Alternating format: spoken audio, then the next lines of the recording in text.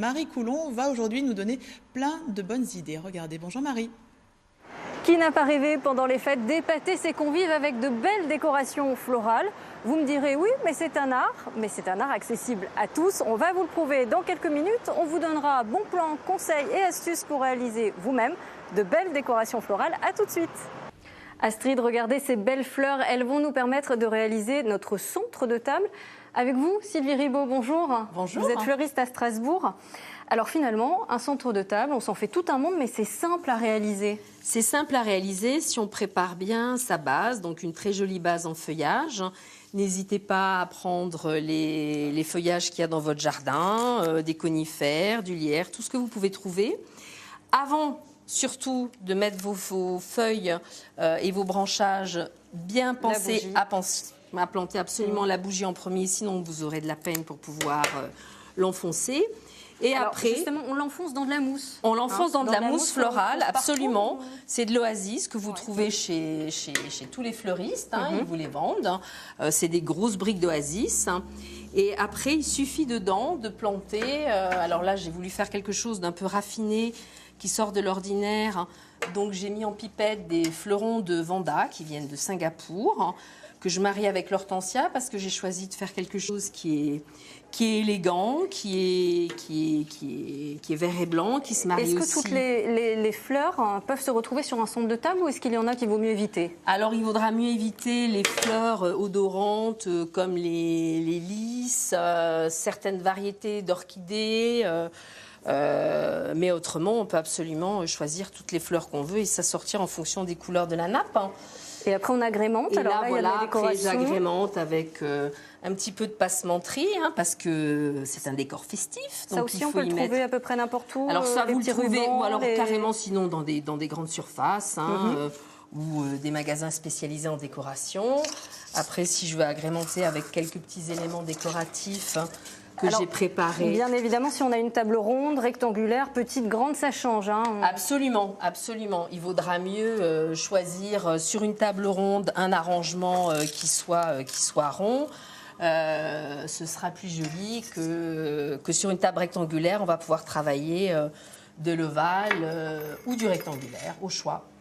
Alors Sylvie, il y a les centres de table, mais il y a aussi un autre incontournable des fêtes, c'est les couronnes de l'Avent. Oui. Et ça aussi, c'est relativement simple à réaliser. C'est ce que l'on va voir dans quelques minutes. Nous sommes toujours en compagnie de Sylvie Ribaud, mais aussi en compagnie d'Hildegarde, la spécialiste de la couronne ici. Sylvie, la couronne, c'est traditionnel et c'est simple à faire aussi. Alors c'est simple à faire aussi, donc la couronne de l'Avent, les 4 bougies qui symbolisent bien évidemment les 4 dimanches avant Noël. Ici on a choisi un support qui est déjà un support qu'on peut acheter tout fait, qui est un support en mousse et en pomme de pin. Celles qui ont envie, les plus téméraires, peuvent réaliser elles-mêmes leur support en achetant les paillons en paille qu'on trouve dans différentes dimensions et en les recouvrant de mousse, de pommes de pin, de lichen, de branchages en nom du sapin dessus si on veut également. Après, nous avons bien sûr les 4 supports à bougies, très important, indispensable, parce que si pour la sécurité absolument, il ne faut pas que la couronne prenne feu. Il y a malheureusement beaucoup d'accidents qui arrivent. Nous mettons nos 4 bougies.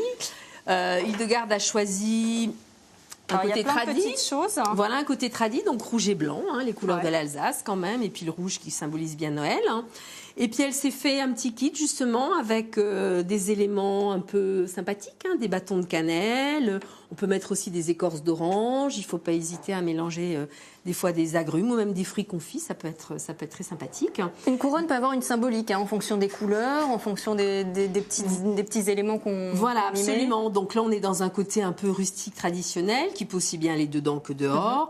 Après, on va pouvoir fabriquer des couronnes en plumes, des couronnes en tissu, en fausse fourrure. Enfin, on a une variété innombrable de possibilités pour réaliser la couronne de l'Avent. Là, Hildegarde colle, c'est ça? Alors, Hildegarde, alors le pistolet à colle chaude, qui est vraiment l'élément indispensable. Ça, on le trouve partout? On le trouve aussi partout. C'est abordable oui, tout à fait. Il y en a à partir de 20 ou 30 euros dans les grandes surfaces, il n'y a pas de souci. Faire attention, il existe 2 sortes de colle, la colle chaude et la colle froide. Il vaut mieux prendre de la colle froide pour éviter de se brûler si jamais ça coule sur les doigts. Et celle-ci, alors là, on en a une toute faite. Alors là, j'ai j'ai voulu vous proposer aussi autre chose, Marie, parce que ça, c'est en fait une couronne de porte, qui est une couronne à accrocher. Donc c'est le même principe que la couronne de l'Avent. Simplement, on n'y met pas de bougie, mais là, on l'a en forme de cœur. On pourrait l'avoir pour ronde. l'accueil. Alors c'est souvent, traditionnellement, c'était des couronnes qu'on mettait à l'extérieur sur les portes, pour des couronnes de bienvenue, comme on les appelait, mais maintenant on les met aussi à l'intérieur, sur un mur, sur une armoire, enfin comme on le souhaite. Alors là, Sylvie, on a vu 2 techniques pour décorer son intérieur, mais il faut aussi penser au jardin. Bah Absolument, oui. Comment l'agrémenter, c'est ce que l'on va voir dans quelques instants. Astrid, nous sommes dans le petit jardin attenant au magasin et alors venez voir, ici on a carrément aménagé une petite cabane, on y retrouve Paul, le spécialiste de l'aménagement extérieur. Bonjour. Bonjour Marie. Paul, ici il y a une star, c'est pas vous, c'est pas moi, en fait c'est la rose de Noël. Voilà, c'est l'Hellebore, Helleborus niger qui veut dire noir parce qu'elle a des racines noires. C'est une plante vivace, très résistante, qui se trouve dans les Alpes, entre 800 et 1300 mètres d'altitude. Elle a besoin de beaucoup de terreau, un terreau très riche, une humidité assez importante. C'est une plante assez facile que vous pouvez sans problème cultiver dans votre jardin. Et alors c'est une plante qui peut aussi se retrouver en intérieur. Bien sûr, alors en intérieur, ça va être une méthode de culture qui va lui permettre de bien résister à la sécheresse de vos intérieurs. C'est l'effeuillage. On a effeuillé la plante pendant toute sa culture. Aujourd'hui, on n'a plus que des fleurs. Une fois sa floraison terminée dans votre intérieur, elle va refaire des feuilles et revenir à son état naturel. Et là, vous pourrez très bien la replanter. Elle durera d'une année sur l'autre sans problème dans votre jardin. Alors, elle a quand même une très jolie histoire, cette fleur. On va la rappeler rapidement. Oui, parce qu'on l'appelle rose de Noël, parce que Madelon, une bergère, gardait ses moutons. Quand elle voit passer la caravane des bergers et des rois mages apportant des cadeaux, triste de ne pas avoir de cadeaux pour le petit Jésus, elle pleure. Un ange l'entend, voit ses larmes sur la neige et transforme la larme de Madelon en rose de Noël. Ça sera son cadeau pour Jésus. Hein, c'est voilà. Très beau. Et alors cette plante, il faut aussi le dire, on en revient au début, elle peut rentrer dans une composition florale, un centre de table. Ça, il ne faut pas hésiter. Vous pouvez la mélanger avec des plantes qui sont plus connues, comme le cyclamène, là j'ai mis des petites jacinthes qui vont permettre de sentir bon dans la maison, des petits lierres qui sont vivaces comme l'hellebore.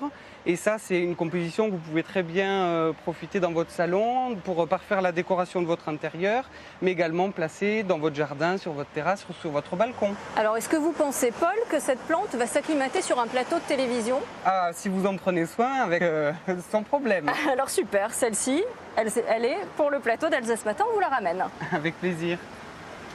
On est gâtés. Merci beaucoup. Merci aussi à Marie Coulon.